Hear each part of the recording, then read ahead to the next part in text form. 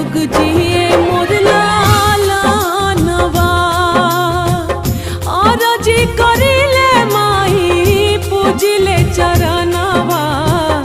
जुग जुग